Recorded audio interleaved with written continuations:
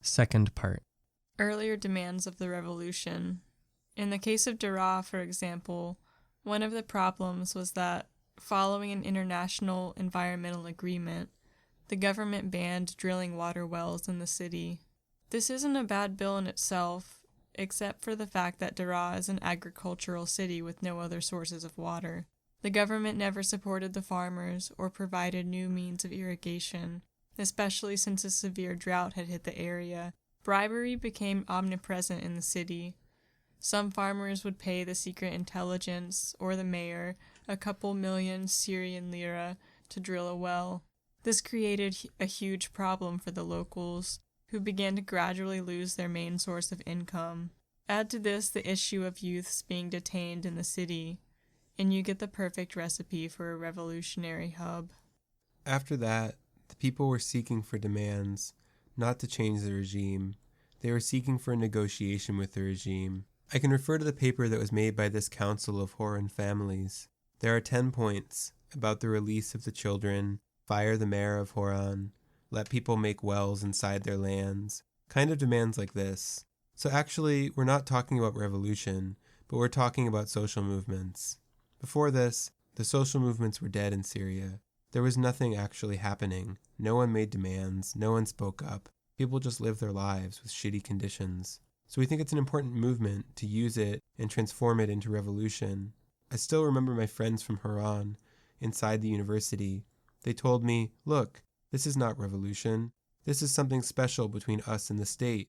You Aleppian, you rest of Syrian people, you don't have anything to do with this issue. Don't drag us into what you're thinking about. It is not the majority of Haran. Not the majority of Haran is like that.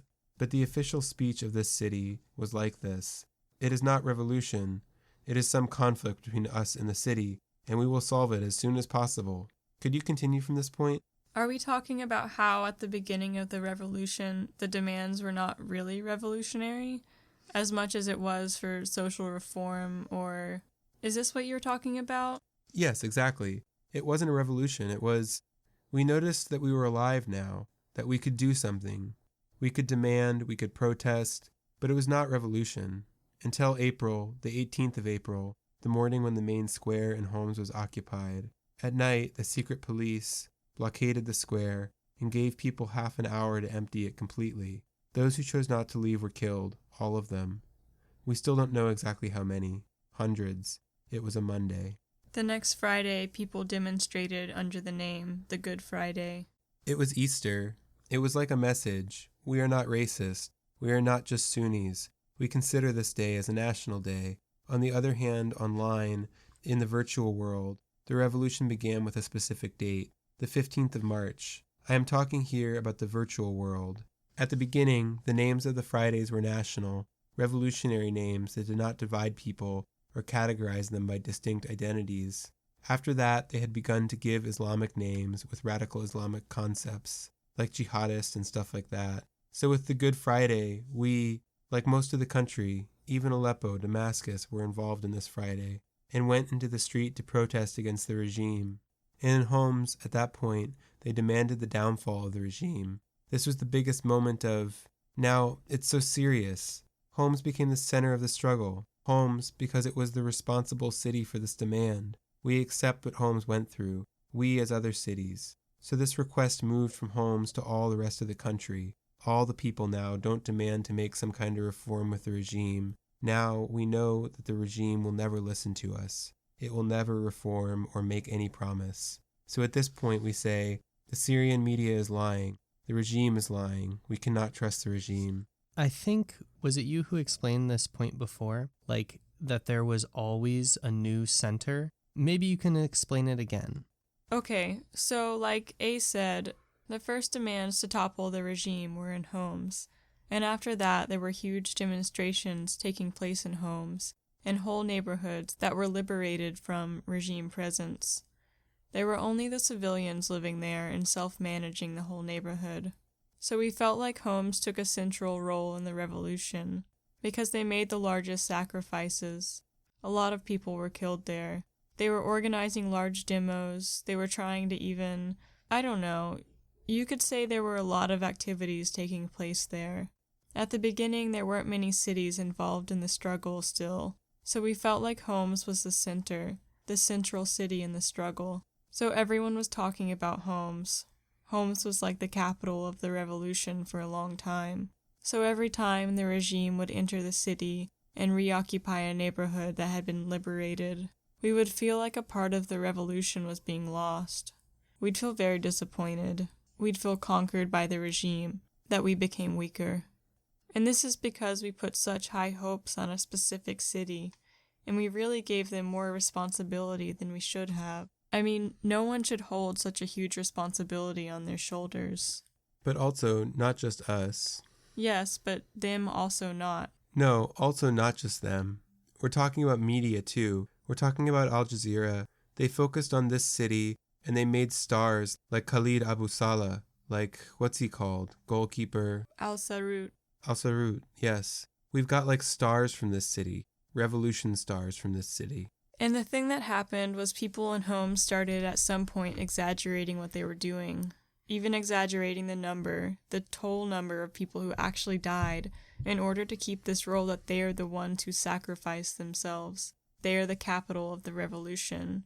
In order to keep up with this title that has been given to them, they actually fabricated a lot of news.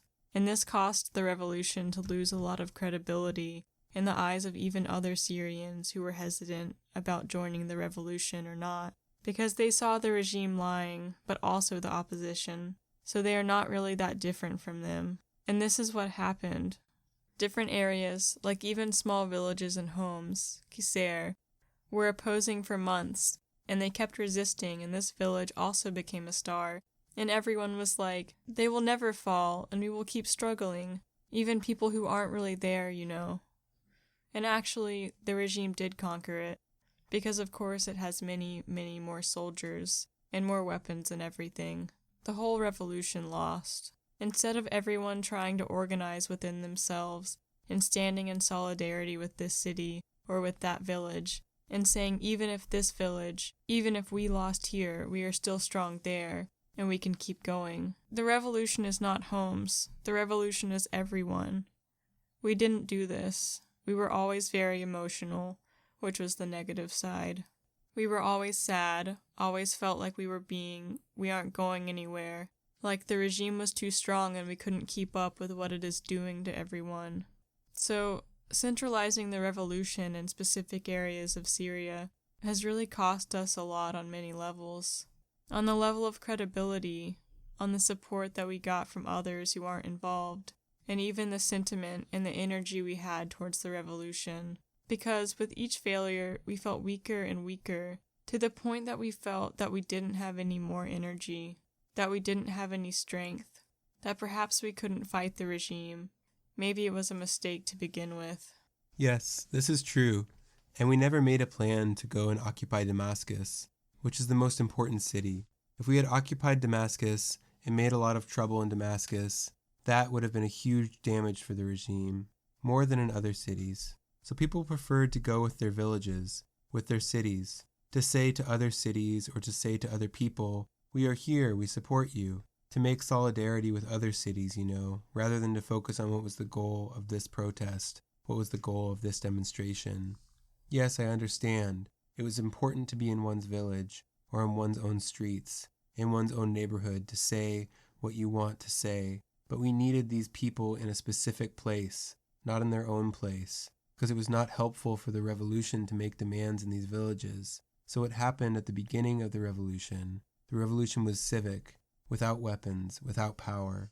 There was a lot of villages, for example. We have a village like Al-Badiyah, which means white.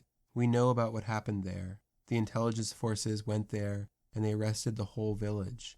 The whole village. We're talking about hundreds of people. They arrested them and started to humiliate them, and torture them, treat them like animals. And they took them to what we call the black hole. We didn't know anything about them until 1 month later, because of a brave man who appeared in a film. He filmed himself. This is my name. I am from this village. What happened in this village is this and this.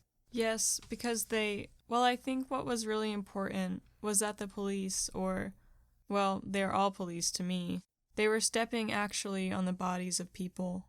They were on the ground and they were stepping on them. And what they were saying was, "You want freedom? Ha! This is for freedom." And they would step on them.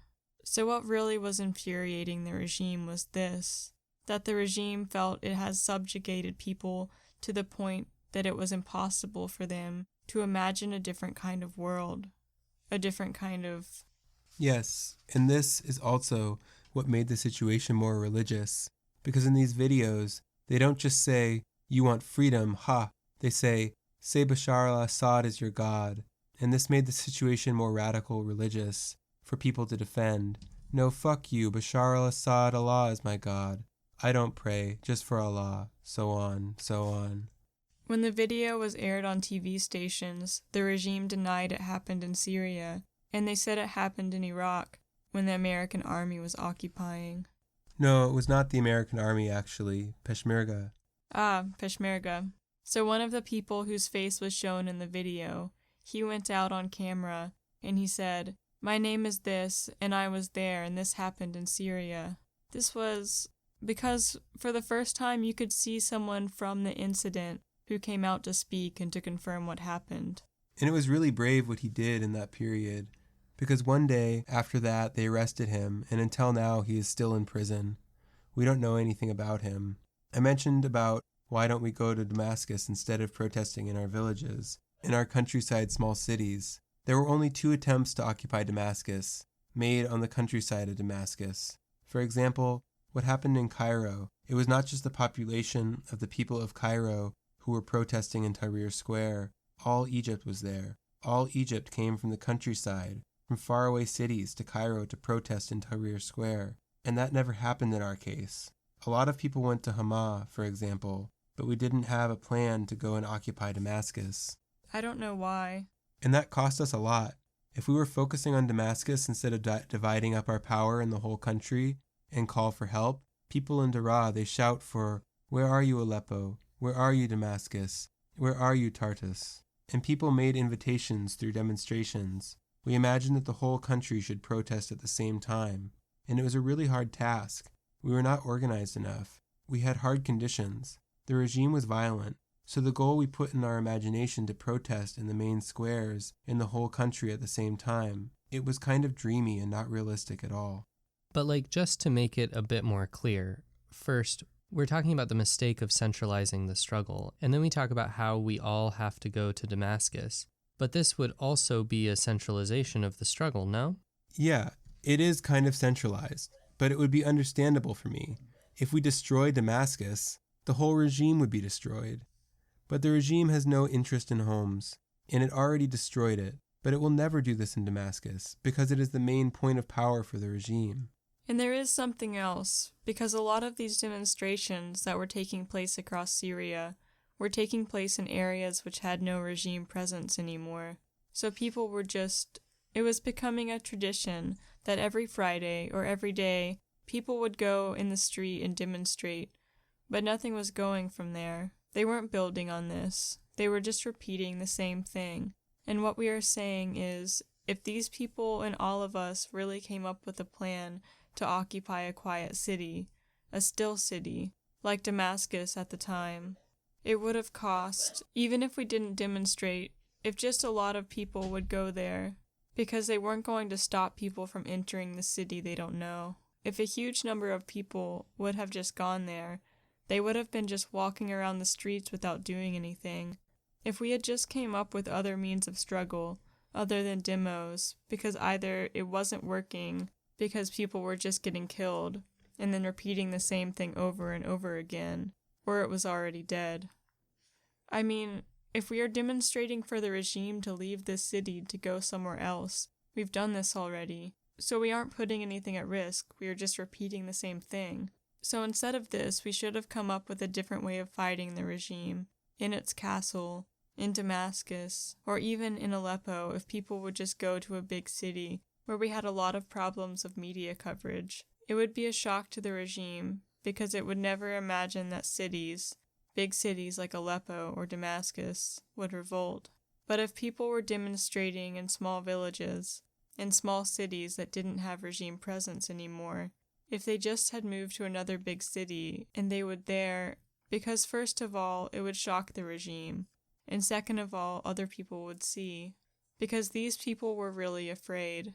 No one would go into the streets and demonstrate. They were sitting at home and they were hesitant to join or not to join, to support the regime or not. But if they saw people in the streets, even if they are not from the same city as theirs, demonstrating, they would see, these are civilians, that they don't have arms. A lot of the regime's propaganda and lies would be uncovered because they would see with their own eyes what is going on. But we didn't. We were stuck in this cycle. Instead of blaming, because we are stuck on blaming Aleppo and Damascus, people, just for example, Holmesian, this people of Holmes blame a lot Aleppo.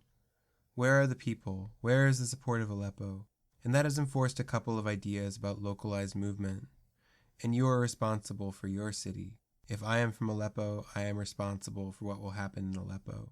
So they don't consider me as a friend, as a comrade of this revolution.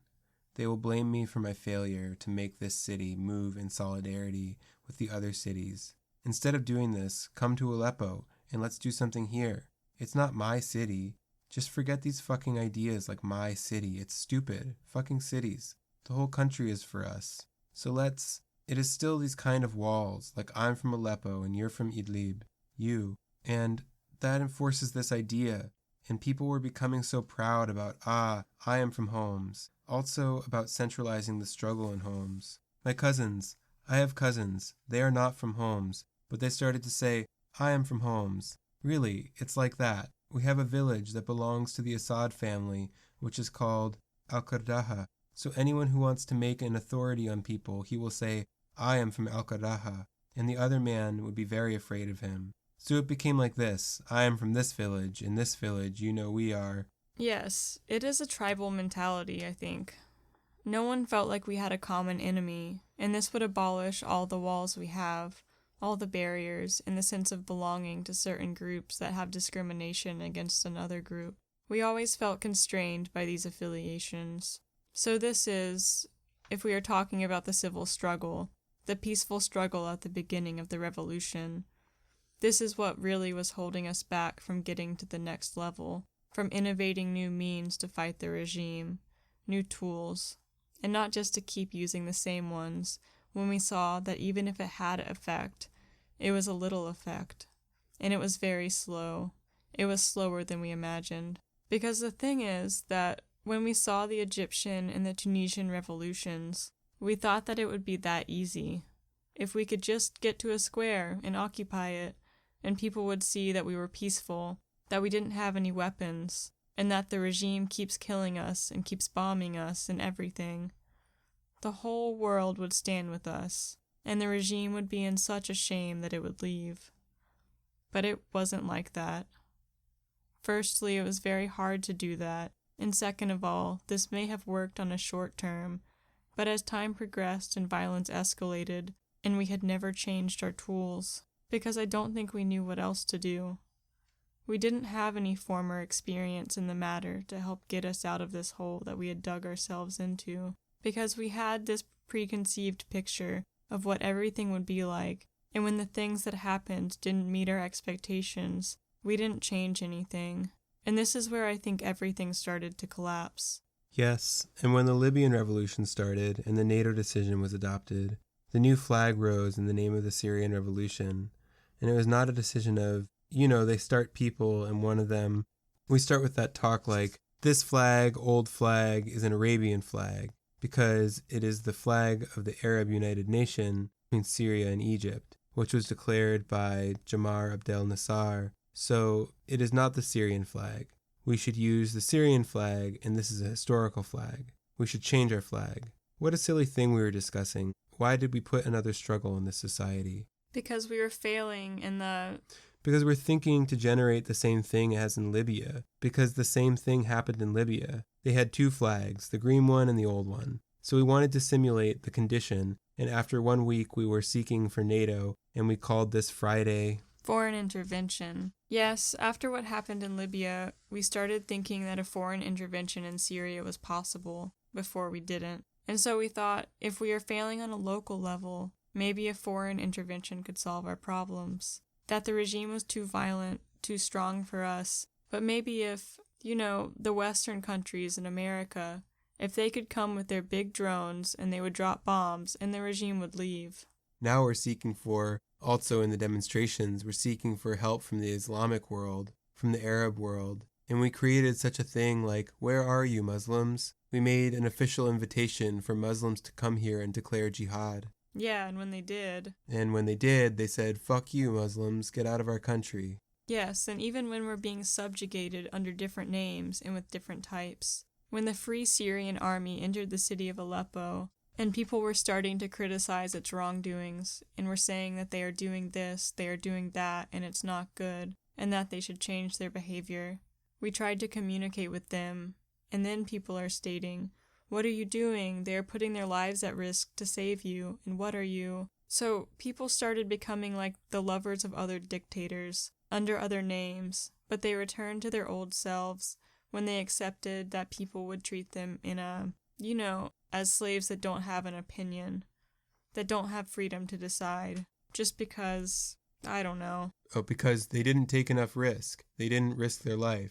So you have no right if you are in safety. Between brackets. Yes, it became like this. If you have a gun and you fight the regime, you have a right to make decisions. But if you're not holding these guns, you should be so careful about your words and what you are saying about the Free Syrian Army. We should be kind of respectful about these guys, what they are doing. They risk their lives, so you should respect them. What I was talking about, we should belong to each other, and if they made something wrong, we should say it to them. You are making mistakes here. It doesn't mean we hate them or we don't respect them. It's not a matter of something personal between us. It's a matter of the whole country and the whole revolution. I belong to this revolution, and I put risk to belong to this revolution. I don't need to prove my beliefs and to go and fight with guns. It is not your business to talk to me like this. They were starting to create new classes. While at some point we were on the same level, we were all comrades in the revolution, and we were all the same. Then it became people who had arms and people who didn't, people who demonstrated, people who made strikes, people who stood in solidarity with the revolution but never really did anything. But at some point we started becoming divided. The class of activists who were going to do I don't know what, and the class of humanitarian workers, and the class of the Free Syrian Army, and everyone has this persona generalized. Like the Free Syrian Army shouldn't be criticized, because they were doing this, and the activists are doing that. And each group started developing these biases, the in-group bias favoring its own group, and against other groups. These rumors started being created, and every group started hating the others. I don't know. We're talking now about the collapse of the revolution. When we had a common struggle, a big common struggle that united us, and we were fighting for it. When we felt like we were losing, we started having these pitiful small things that we wanted to win. Like, I am an activist, and I want to win this sort of thing. I want to prove that my group is better than the other group, because we weren't really succeeding on a bigger level. So we started just inventing this conflict between each other, in order to feel that we are doing something, like the flag, for example. It would never have been a conflict if we weren't really feeling like we were losing. But it's fucking revolution. What the fuck are you talking about? Were there different propositions for flags? I don't really understand what was the conflict about this flag. Not everybody agreed to change the flag? Yes, not all people agreed about changing the flag, but the idea behind it, I don't like. I was one of the supporters to change this flag, because when I think about it, yes, fuck this flag. This flag is fucking racist Arabian flag, and the old flag was, good for everybody. Kurdish, for example, they don't have any problem with the green flag. The red one is a nationalist flag. So logically, it is right, when you take it historically to change the flag. The old flag is more representative of all groups in Syria, but the other flag represents the ideology of the Ba'ath and the Arabist party. But it wasn't like this. People who supported the other flag, the majority of these people that supported change, they supported it because of what happened in Libya, the Libyan Revolution. This caused a new conflict between them, between the same groups. At a specific period of time, you'll have enough problems to deal with, and now you bring another problem that divides the people, the groups who support the flag, and... So this is my point about the flag. Because at the end, flags are very national symbols to everyone. to every Syrian person. I think I never really cared because I don't give a shit about flags. I mean, I think it's just a colored piece of cloth. But to a lot of people, it is a symbol. So even to the supporters of the regime, or people who were in between, felt like these people, the demonstrators or whatever, they are trying to separate themselves from us. And it is true what the regime is saying, that they don't care about Syria. They want to destroy this country because they are messing with the most nationalist symbol of all Syria, the flag. People even started talking about aesthetics, about how this flag is better looking than the other flag, so why change it? And there were a lot of stupid arguments being made, and this allowed the regime to spread its propaganda about how, because people don't really read history, about how the revolution flag was the flag of the French colonization of Syria. And people actually believed this, and so more and more rumors were spreading about how these people are trying to destroy the country. This helps the regime because it divided people even more than they already were. It created two countries, I think, or people fighting amongst each other. Why did you have to do this? And I don't know how to explain it, because when we were inside the struggle, we became very defensive, like, you know what you were saying about this flag is wrong. It has nothing to do with France. It was actually from after France left, and this and that. And we shouldn't have. I mean, it is a stupid conflict that...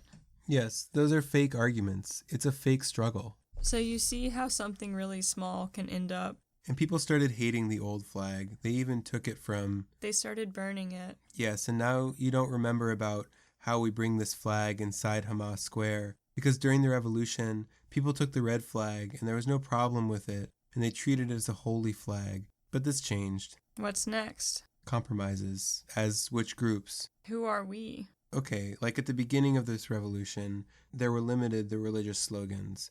We just accept Allahu Akbar. We're cool. It wasn't at the beginning. Allahu Akbar was at the beginning. Also, it was the key in, for example, Aleppo. When we wanted to start a demonstration, there was a special man who said, Allahu Akbar, and he would run. This was his mission. You just shout, Allahu Akbar, as loud as you can, and you run.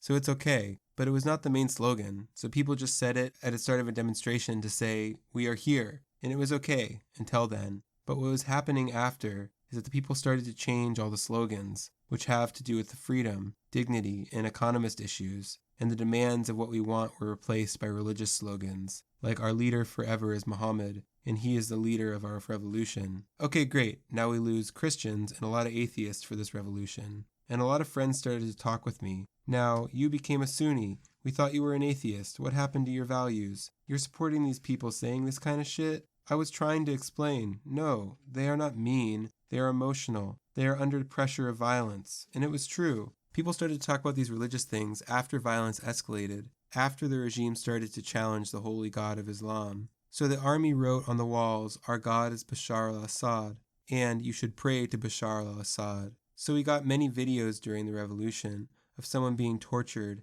and they say to him, pray to your God, and they put a picture of Bashar al-Assad, and this drives people to be more religious, and more and more and more. Is it a strategy? Yes, of course it was a strategy. They used this already before in the 80s, in Hama.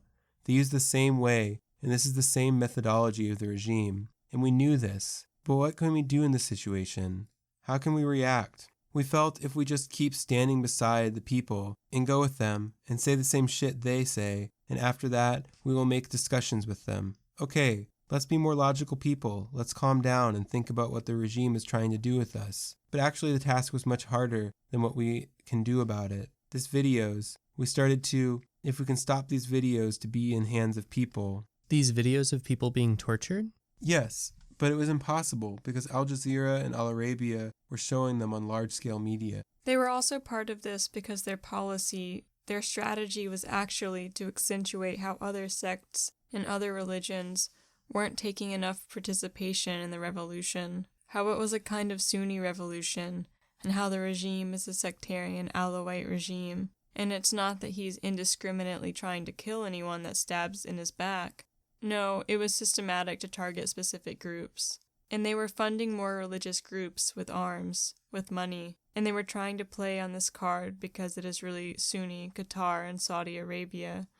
Well, they are the Sunni branch of the power in this scale, so they were helping the regime in this game, really. And also, the regime started to bomb the mosques and humiliate how Muslims pray. For example, there are a lot of videos, so the struggle became Sunni against the whole country, and this is the majority of the country, so they could have controlled the whole country. But I really don't know which part of it was our fault, and which part of it was... But it's not. This is what happened. I mean, can we blame ourselves for what happened? Or can we just say that the regime was smarter than us, maybe, or he had more resources? No. We could say it was not just what happened during the revolution that made the whole thing like this. We've got a history with this that started 4 or 5 centuries ago. We have this situation between the sects, and even if we are not talking in a historical context, we could just take it from what happened in Aleppo and Hama in the 80s, and the example of the power the Alawite accent had in Syria. Because when you talk with an Alawite accent in Syria, you have the power of the accent, you know. You could terrify a person. So the conditions are ready for it to be civil war. And the regime with all its power, with the help of other countries like Saudi and Turkey and Qatar, with their media, we resisted for 4 months, and I think we did great. 4 months, it was a great thing to do, because it was weird to imagine a successful revolution with these conditions. We've got like a 5% chance to succeed, and we take the rest too. It wasn't conscious, but yes, okay. But yeah, we talked about this before, that all this hate between the components of the Syrian society was repressed, and when it finally came up, it turned into a civil war, because it is the only way to... So people think that, why don't we just go back? People are really just tired, and want to go back to a place in the time before 2011, to a time when everything was peaceful and all. But the thing is, it wasn't peaceful. It was just on hold. It was just put on hold, and eventually it would have exploded, if not in 2011, then in 2015. But it was going to explode because it is not normal for people to hold so much hate and to be in such bad conditions and not to act on it, not to manifest their hate and these negative feelings they have towards each other. So maybe at the beginning people were idealizing the situation, idealizing the revolution that we were standing together now. And this regime is affecting all of us negatively the same way. We are all poor, we are all repressed and persecuted, and we can't express ourselves. We can't do anything. So we should stand together in order to conquer it. But then, many factors played a role. But eventually people stopped looking at the regime. They started looking at each other and realized, we have unfinished business with each other, and now we have the opportunity to act on this. Yes, actually, like A said, I think everything was going to be like this sooner or later, because we don't really have a chance with so much. Even M, an anarchist comrade, he said to me one time, I can't believe you. Listen to his accent. It is, the revolution we're talking about. I love you. M was so surprised by listening to an Alawite accent talking against the regime. Not because he's racist or something, but because it's really weird, It's the fact that the majority of Alawites, they support the regime for a reason, of course. Yes, but the thing is that you can't explain that when they are being targeted, when they are being killed. Are you going to sit down with them and explain the social economic conditions the Alawite community is being put through that create the conditions for them to act in this specific way? That it has been a strategy for the last 50 years, since Hafez al-Assad purposely putting this community in the corner in order for them to act exactly like this. Because some of them, yes, they benefit from the regime, but the majority, they don't. They are just convinced that the regime is protecting them, because before the Ba'ath Party took over, they were a really persecuted minority when the Sunni, the majority, were in power. Let's say they were mocked, they were put down, and they were marginalized. So when the Alawite president took over, they felt like now everything will change. Now we will stop being in this position. And yes, the accent, a lot of things changed for them. In the end, it wasn't really. The majority of these people remained living in distant villages where they have no electricity, where they are really poor, but still they defended the regime. This is what he did, created a human shield, by really convincing a large number of people that everyone around them wants to kill them, wants to eat them, that unless he stays in power they will be obliterated. You can't explain this to people, they won't listen to you. What others see is an Alawite defending the same regime that is trying to kill him. So they see the supporters of the regime as just as guilty as the regime itself. And so sectarianism started to grow stronger and stronger, and we couldn't do anything to stop it. We couldn't be logical with people because everything was so emotional. Just can't sit down and explain it to anyone. The other day you said that in the beginning you would have had more chance to bring forward your ideas. Do you think this would have made a difference? In what sense do you regret that you didn't do this? Or is it just a consideration? Yes, I regret we never took this as an opportunity, an unprecedented one, and maybe it would never happen again for tens of years. An opportunity for change on all levels, not just on a political level. We restricted our demands with a list, even if it was unconsciously. We want this and this and this, and maybe if the regime leaves, we'll have the chance to change a lot of things. But we were so restricted by the demands we had in our minds, to the point that we didn't really think that people now, for the first time, they are willing to change. They are not afraid to change, because change is really scary sometimes. But that this was exactly the time to express our ideas and discuss them with people and to see, to understand our society, because we had been so isolated. I feel we had a really preconceived and very distorted image of what the Syrian society was in its core, but we lacked the experience. We lacked, I don't know, maybe it's hindsight. You know when you're confronted with a situation, but then things pass and you think about it, and you think, why did I do this? And it is so clear, but at the time it wasn't. There were a lot of things going on, and we couldn't really have a clear image of what we wanted and what we should do. But still, I think if we had done this, it would have changed a lot of things. It would have at least gave us more time, more unity to sort these things out, to think them out between each other, not just between closed groups in different cities. We could have all sat together and talked about it, not just each group developing its own ideas, which were really isolated from the rest of the scene, which was then going in a different direction. Let's take a break. ومش رح يضربونا ضربونا يمه بالرصاص الحي متنا بيد اخوتنا باسم امن الوطن واحنا مين احنا واسألوا التاريخ يقرا صفحتنا ومتنا